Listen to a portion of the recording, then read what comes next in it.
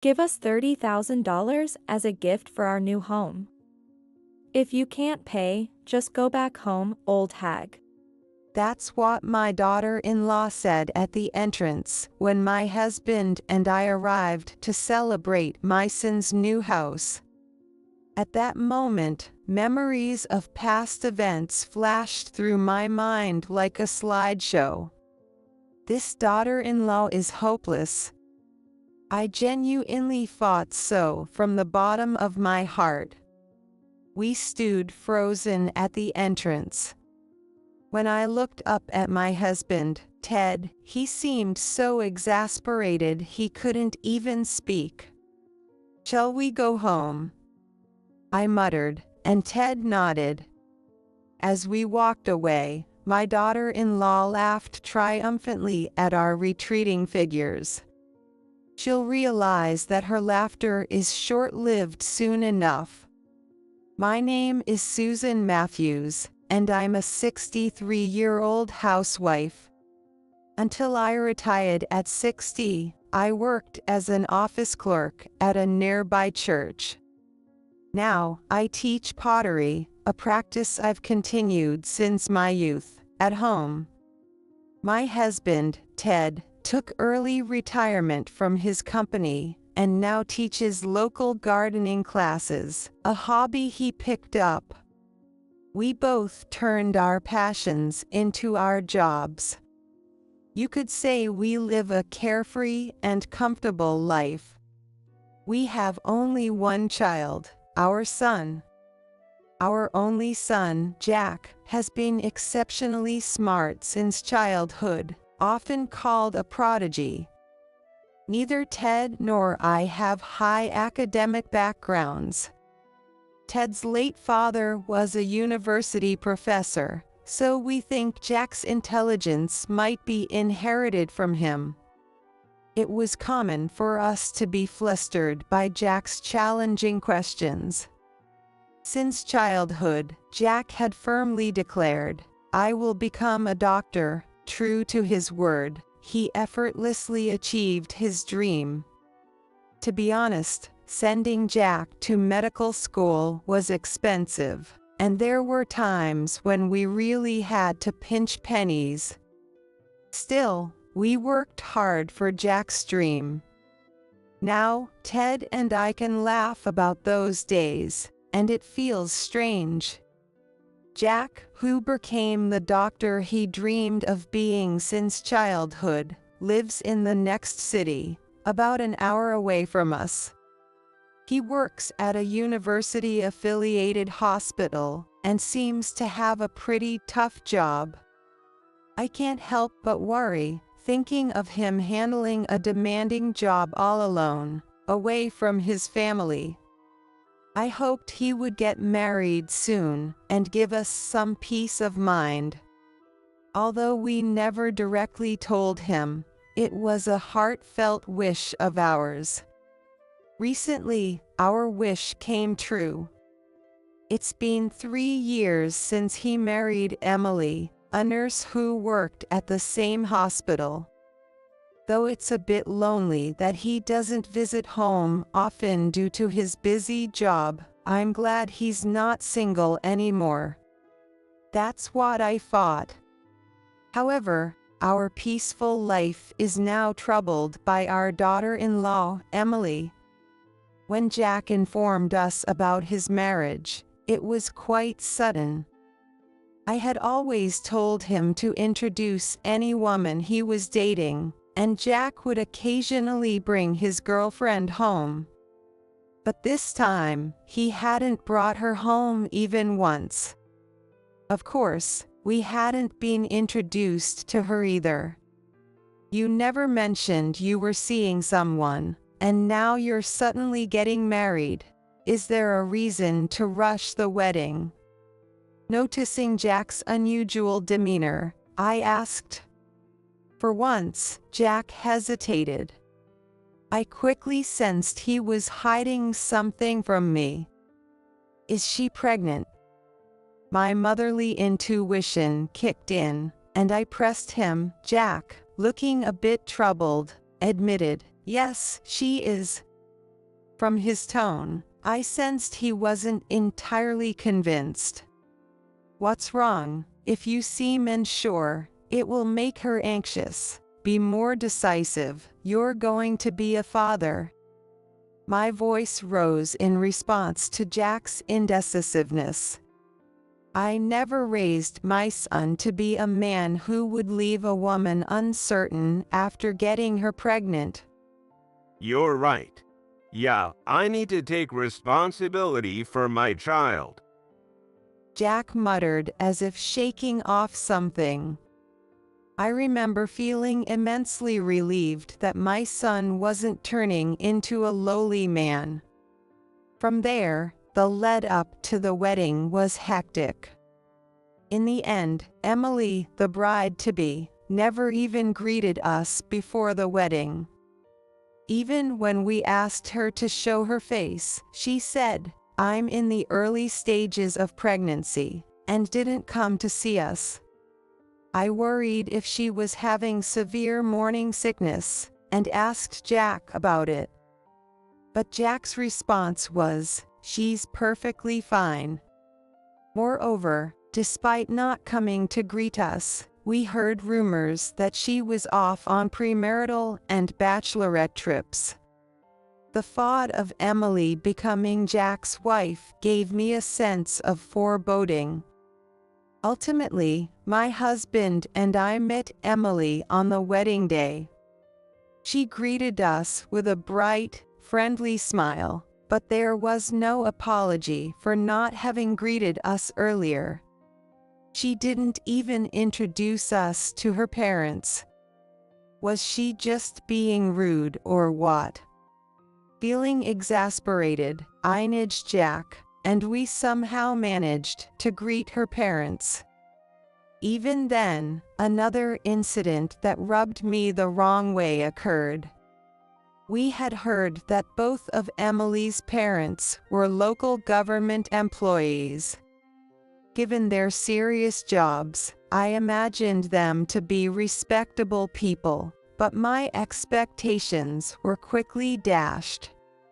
"I'm sorry for the late introduction."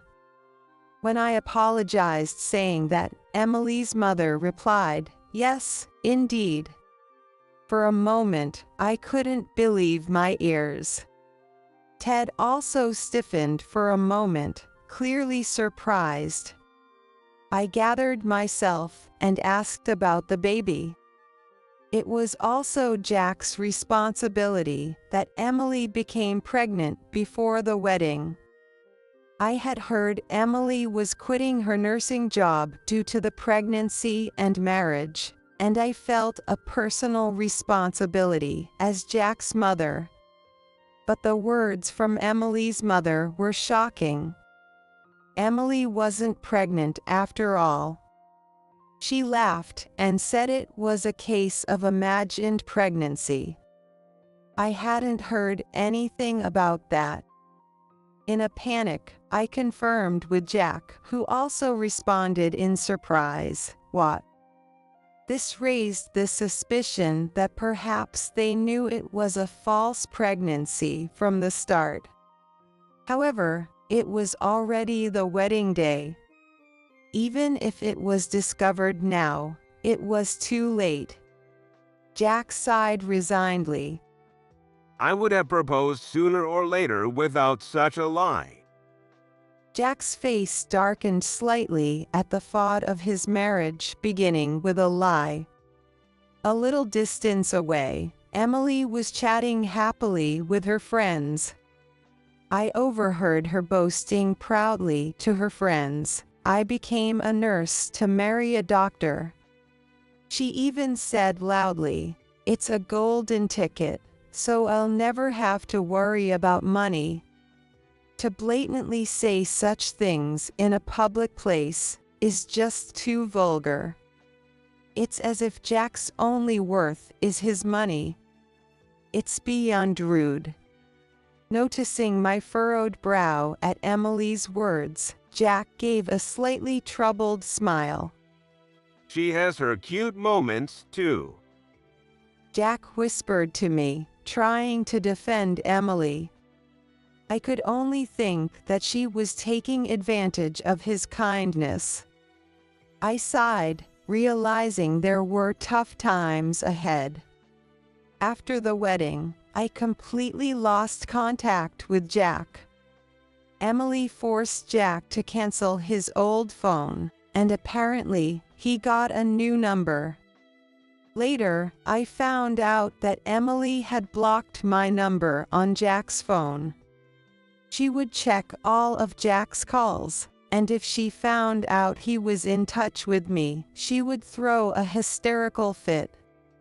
At first, Jack still tried to keep in touch. But after Emily caused such a scene that the police had to be called, Jack stopped contacting us altogether. From then on, any communication with Jack had to go through Emily. Emily continued to act in ways that slowly drove a wedge between me and Jack. She seemed to get along well with her own parents. Jack recalled how they always tagged along whenever they went out, making their early married life difficult. One such episode involved their honeymoon. They didn't go on a honeymoon right after the wedding. They postponed it because Emily claimed to be pregnant. After the wedding, Emily shamelessly admitted to Jack that it was a false pregnancy. Given that it was such a shock, maybe it was for the best that she told him after some time had passed. Jack told me that right after explaining she wasn't pregnant, Emily begged to go on a honeymoon.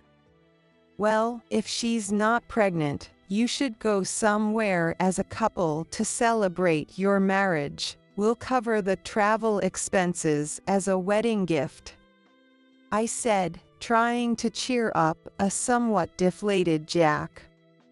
A month later, the two went on their honeymoon. As promised, my husband and I paid for the trip as a wedding gift. By the way, there was no word of thanks from Emily for covering the travel expenses. I only found out after they returned that Emily's parents went on the trip with them. No wonder the travel costs Emily requested were so high. In our naivety, we ended up paying for Emily's parents' trip as well. We couldn't exactly ask for the money back, so we just had to swallow our pride and accept it.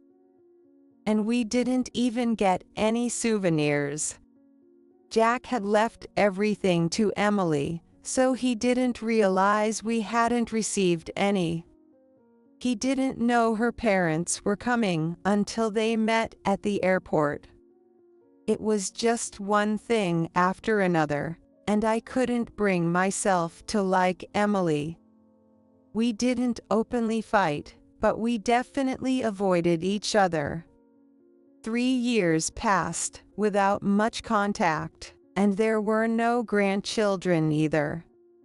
One day, Jack called to tell me they had built a new home. He sneakily used his work phone to call me, which was endearing. When I asked for details, I learned the new house was a mansion. He told me it cost over $1 million, and I was stunned. As we included more and more of Emily's demands, the costs just kept rising. Jack said with a bit of a troubled look. He then invited us to come and see the new house, saying they were having a housewarming party. This was the first time since their wedding that we'd be visiting them, and I felt a bit excited. Emily's grandmother, whom I hadn't met, because she was hospitalized during the wedding, would also be there. I thought it would be a good opportunity to talk with her family. "All right, we'll come by," I replied, never imagining what would happen next. On the day of the housewarming, Ted and I stood outside the mansion, our mouths agape. We knew it was going to be big, but it was far beyond our expectations. We knew they had a good income. But still, this was something else. With trembling hands, I rang the doorbell, and Emily's voice came through the intercom. When Emily greeted us at the door, she looked a bit plumper than she did at the wedding.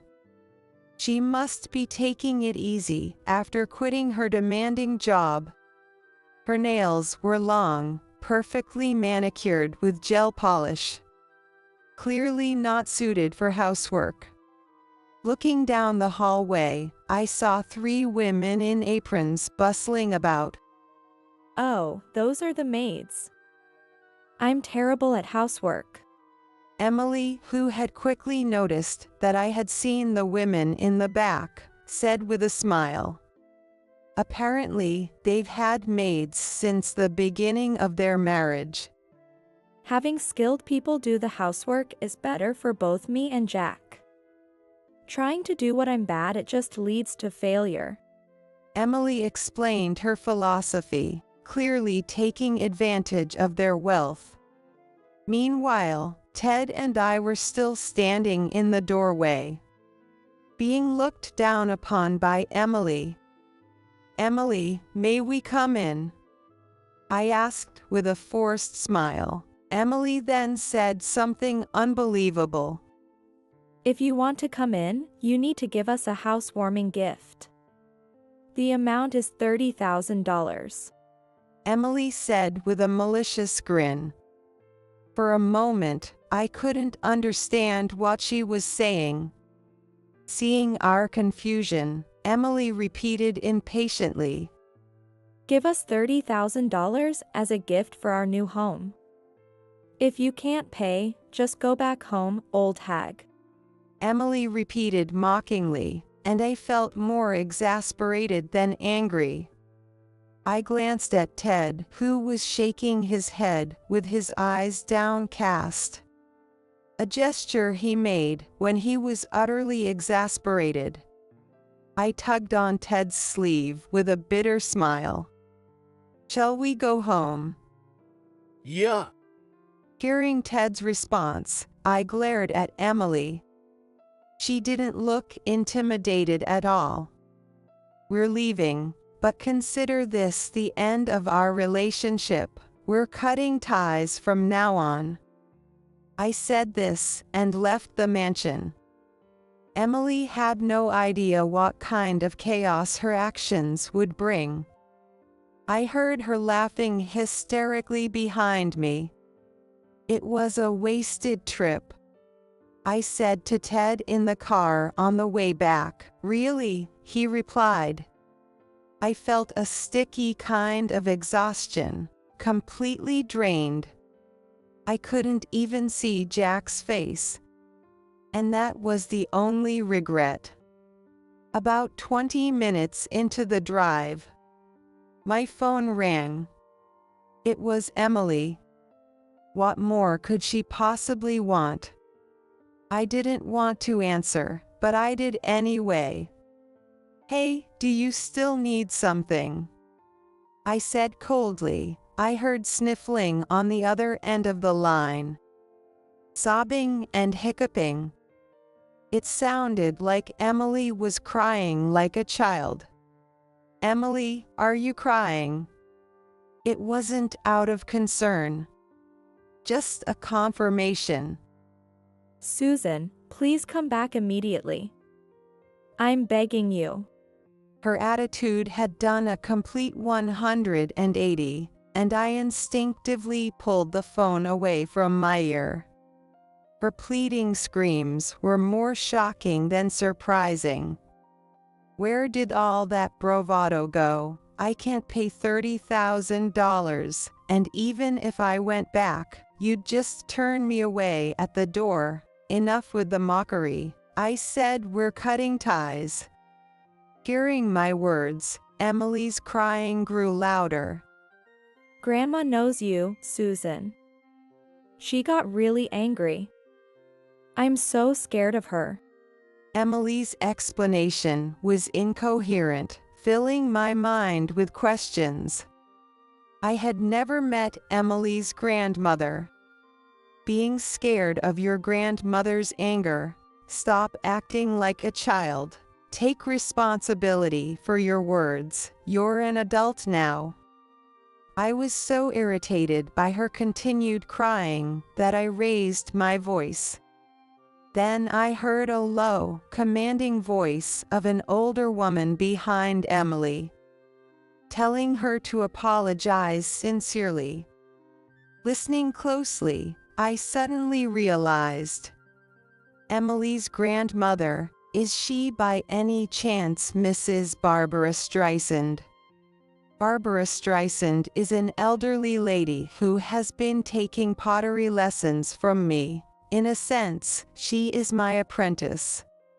She started learning pottery later in life and, despite being older than me, always respected me as her teacher. She had endured many hardships in her younger years, making her a rather formidable and cool lady. If she were truly angry, it would indeed be terrifying. Now I understood why Emily was crying and calling in fear. I didn't know you were my grandmother's teacher, Susan. Please come back. Otherwise, I'll be kicked out of the house. Even though she was pleading through her tears, my resolve didn't change.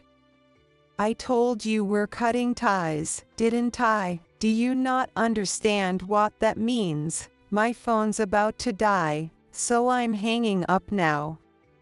I said this and ended the call.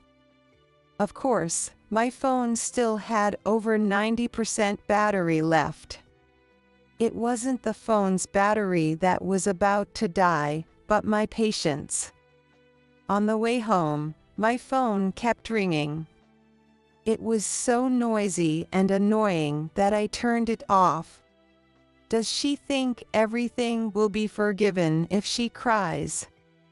I said to Ted, who was driving, and he replied calmly, maybe so. It seemed the phone call had somehow calmed Ted down.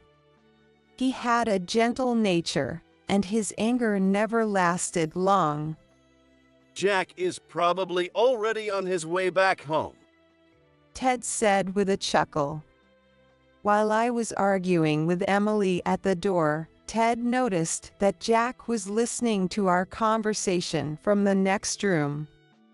There's no way he would want to stay married to her after that, Ted said, knowing Jack's personality well and predicting that he would pack up and come back home. Definitely. Answer Emily's call one more time. At Ted's suggestion, I turned my phone back on. Immediately, the ringtone blared. Emily, you're being persistent. Susan. I'm sorry. What can I do to be forgiven? Jack. Emily's voice was even more frantic than before. It sounded like she was outside, with traffic noises in the background. What's happened to Jack? It was hard to hear her through the noise. Jack left. He handed me divorce papers. I tried to chase his car, but I couldn't catch up. Please tell Jack and my grandma it was all a joke. Please, everything will be okay, if you say that. Crying, Emily kept repeating, please.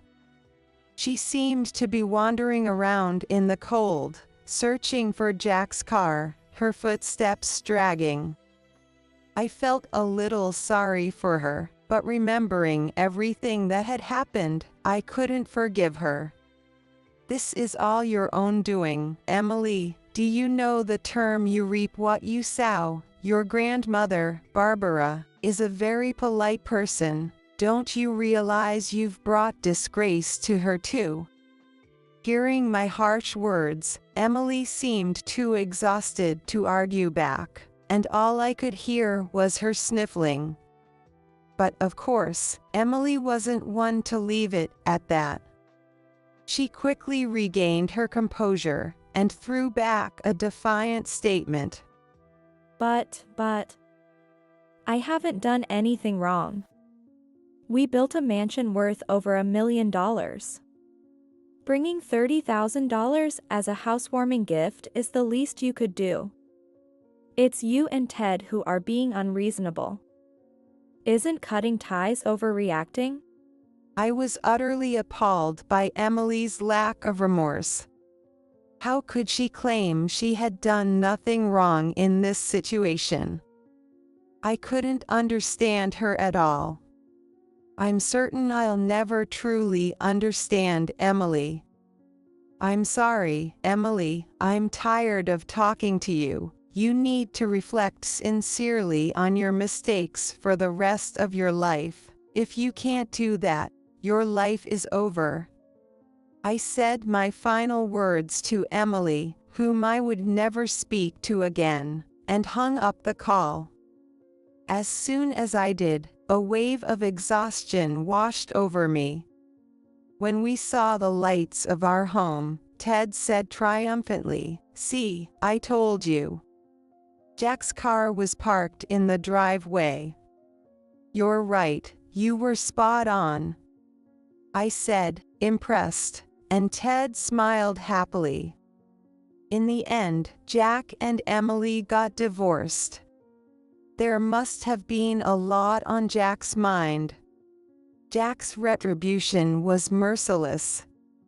He explained to the lawyer that their marriage was based on the premise that Emily was pregnant. Apparently, she had shown him an ultrasound photo, which turned out to be her friend's. In the end, Jack had been completely deceived. He decided to sue for damages for that lie. Emily had accumulated significant debt during her single days due to her spending habits, and Jack had paid it all off when they got married. He demanded repayment for that as well. The total amount of alimony and debt repayment was substantial. Still, Jack was determined not to relent. Moreover, Emily had secretly planned to have her parents move into the mansion with them. Her parents had even put their house up for sale in anticipation. The mansion was in Jack's name, and there was still a mortgage on it. Even if there were property division, Emily had no means to pay the monthly mortgage. Emily and her parents ended up homeless.